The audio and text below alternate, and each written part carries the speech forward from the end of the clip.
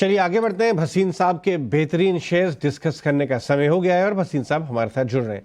भसीन साहब good morning. कल का शानदार सेशन हुआ बाजार का। आपका कोटक बैंक का पिक तो काफी चल गया।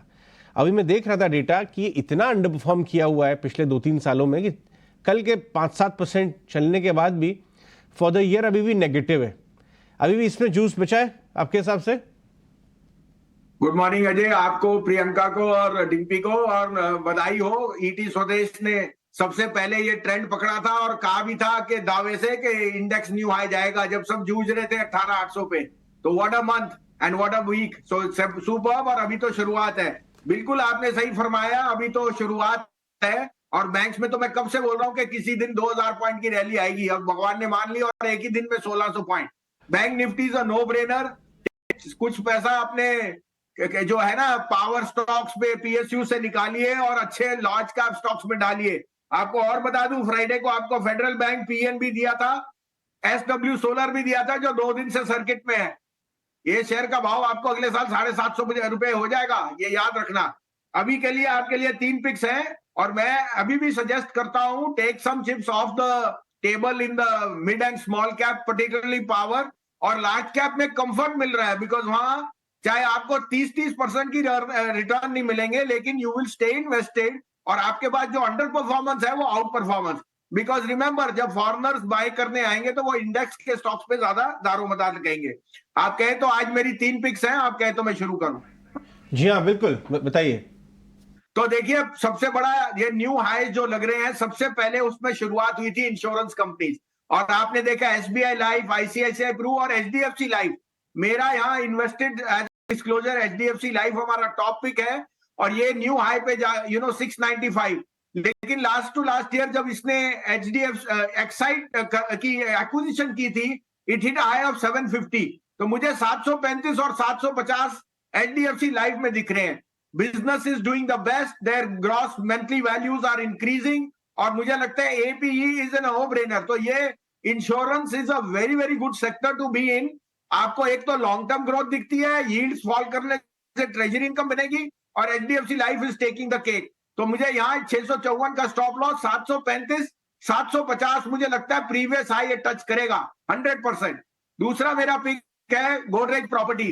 अजय जी, सोना new high, stocks new high, और साथ में बिटकॉइन न्यू हाई। आप भी खुश हो, प्रियंका भी खुश है सोने से, और डिप्पी भी खुश है बिटकॉइन की वजह से। तीनों चीजें इन टैंडम चल रही हैं। तो प्रॉपर्टी कैसे सस्ती मिलेगी? डी यहाँ पे सोना रोड के पास एसपीवी न्यू लॉन्च किया है गोदरेज ने, 20,000 रुपए स्क्वायर फुट। आप बिलीव नहीं कर सकते, और अभी बुकिंग स्टार्ट हो गई है। Godrej is expanding across the length and breadth of India, particularly NCR like no business. और उनके पास जो डेट आप लोग बात कहते हो, it is being used in in expansion. और मुझे कोई दो राय नहीं, ये वापस 2,500 जाएगा, जो इसका लास्ट टू लास्ट ईयर का हाई था। तो 2100 का टारगेट है, 1865 का stop loss. The best proxy to rising gold and stocks is real estate. Last but not least LTTS.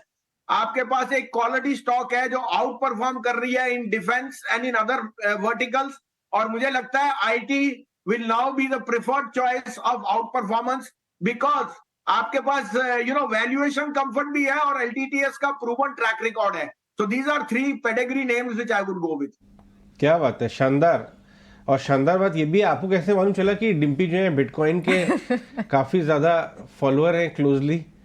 ये कैसे पता चला आपको? सर मैंने 1 2 3 किया था, तो मैंने कहा आपकी सोना प्रियंका का है, तो बिटकॉइन मैंने डिम्पी जी को डाल दिया, और 20,000 वाला 40 एक डिम्पी जी कर सकते हैं सर। नहीं, मैं तो मजाक कर रहा था। डिम्पी तो ब्रेकआउट फॉलो करते हैं, वो किसी भी टिक साइज में आए, किसी भी एसेट क्लास में पकड़ लेते हैं चार्ट्स पे। तो शुक्रिया वसीम साहब। 20,000 वाला 40,000 हो गया सर। डिम्पी जी बताइए। बहुत शुक्रिया आज हमसे बात करने के लिए। बिल्कुल सर, बिल्कुल, आप बिल्कुल ठीक कह रहे हैं। चलिए आगे बढ़ते हैं। रत्नेश गोयल, विनोद मोदी, किरण जानी और वैशाली पारिक हमारे साथ हैं। किरण, कल टू व्हीलर स्टॉक्स में अच्छा मूव दिखा, आइशर मोटर्स पर्टिकुलरली। मुझे याद नहीं आ रहा है 7% कब मैंने आइशर को भागते हुए देखा था। और अभी 2 महीने पहले पिटाई हो रही थी कस के, ये सोच के कि हीरो और बजाज की जो बड़ी बड़ी बाइक्स आ रही हैं वो इनकी हालत खराब कर देगी, लेकिन हुआ नहीं ऐसा। इनफैक्ट एक ब्रोकरेज ने तो नोट निकाला है कहते हुए ओवर एग्जैजरेशन है बढ़ते हुए कंपटीशन की जो बात है, तो वहां से 1000 रुपए चल गया ना, वहां से 3100-3200 पे था, बहुत 3100 समय का लो तक मिल रहा रेंज था। में अभी रहा 6 था। महीने का चार्ट दिखाइए डॉक्टर साहब, आपको नजर आ जाएगा। हाँ, ये देखिए 750 एक महीने में, मतलब 2 महीने में 1200 चल गया है। अभी इस लेवल से कैसा नजर आता है आपको 4100-4200 पे किरण?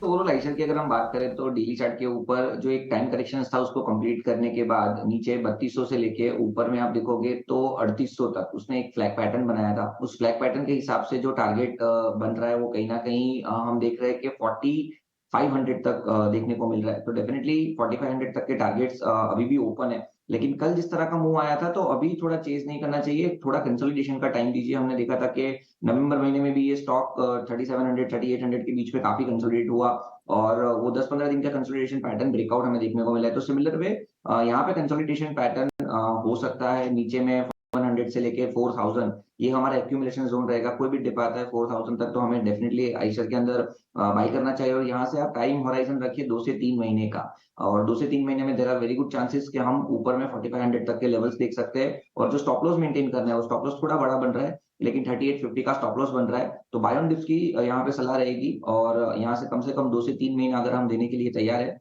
तो 4500 तक के टारगेट्स देख सकते हैं। क्या बात है, 4500 तक के टारगेट आपको आइशर मोटर्स में दिखाई देते हैं। तो मैं आपसे प्राइवेट बैंक्स का जो कल डिलीवरी डेटा दिखाई दिया, आईसीआईसीआई बैंक की बात करें, एचडीएफसी बैंक की बात करें, 2-2 हजार करोड़ की बाइंग हो रही है ऐसे कुछ बड़े इंडेक्स के नामों में। वो मैं डेटा भी लेके आऊंगा स्क्रीन पे आपको। इसमें अंडर परफॉर्मिंग बैंक, ये देखिए एचडीएफसी बैंक में कल 3200 करोड़ की बाइंग हुई, आरआईएल में 2600 करोड़, आईसीआईसीआई बैंक में 2200 करोड़, एसबीआई में 1000 करोड़। प्राइवेट बैंक से मैं बात कर लेता हूं, आपका पिक कौन सा रहेगा जिस हिसाब से फ्लोज आ रहे हैं इनमें? Very good morning Ajay ji and team. Definitely मैं कल का फ्लो को देख करके प्राइवेट बैंक्स में ज्यादा सरप्राइज नहीं हूँ, क्योंकि आई मीन जिस हिसाब से ये प्राइवेट बैंक्स अंडर परफॉर्म किए हैं और जो वैल्यूएशन है, अगर मैं एचडीएफसी बैंक की बात करूँ, आईसीआईसीआई बैंक की बात करूँ, तो ये सब 2x FY24 का बुक पे ट्रेड करे, जो काफी अट्रैक्टिव मेरे हिसाब से माना जाना चाहिए। एट द सेम टाइम जो क्रेडिट ग्रोथ जो हम लोग ट्रेंड देख रहे हैं डबल डिजिट, वो सस्टेन करेगी। एंड जो कंपनियों में जो फोकस है, खासकर अगर एचडीएफसी बैंक की मैं बात करूँ, तो एचडीएफसी बैंक अगर लास्ट 5 सालों में देखो तो ये अकेला बैंक था जिन्होंने लायबिलिटी साइड में काफी फोकस की, लायबिलिटी फ्रेंचाइजी पे इन्होंने कंसिस्टेंटली ब्रांचेस बनाए, जिसका फायदा मुझे लगता है कि आने वाले क्वार्टर्स में और सालों में एचडीएफसी बैंक को मिलने वाली है। राइट, तो एज ऑफ ना हमारा मानना ये है कि बैंकिंग सेक्टर, खासकर प्राइवेट बैंक, जो वैल्यूएशन वाइज अंडर परफॉर्मेंस के बाद काफी अट्रैक्टिव हो चुका है, इसमें इन्वेस्टर्स का इंटरेस्ट रहेगा। और जहां तक एसेट क्वालिटी का बात है, आई थिंक एसेट क्वालिटी में मुझे किसी प्रकार का कंसर्न नहीं दिख रहा है। क्रेडिट कॉस्ट इसके कम रहेंगे, जिसके वजह से प्रॉफिट में निरंतर डबल डिजिट का ग्रोथ हमें लगता है कि दिखता रहना चाहिए। ये हाँ, एनआई में थोड़ा कॉम्प्रेशन आ सकता है बिकॉज ऑफ अनसिक्योर्ड में जो थोड़ा सा रिस्क कैपिटल बढ़ाया है, बट मुझे नहीं लगता है कि वो 5-10 और एट मैक्स 15 बिप से ज्यादा होगा। But at the same time जिस हिसाब से कंपनियों ने अदर अनसिक्योर्ड प्रोडक्ट्स में फोकस किया, हाई यील्डिंग सेगमेंट में फोकस किया, मुझे लगता है कहीं ना कहीं वो एनआईए को बहुत ज्यादा ड्रॉप होने नहीं जाएगा। तो कुल मिलाकर प्राइवेट बैंक में नो डाउट बहुत अच्छा व्यू बन रहा है, वैल्यूएशन पर्सपेक्टिव से भी, ओवरऑल ग्रोथ पर्सपेक्टिव से। तो मेरा व्यू ये तीनों बैंक में काफी पॉजिटिव रहेगा, axis bank, HDFC and ICICI bank.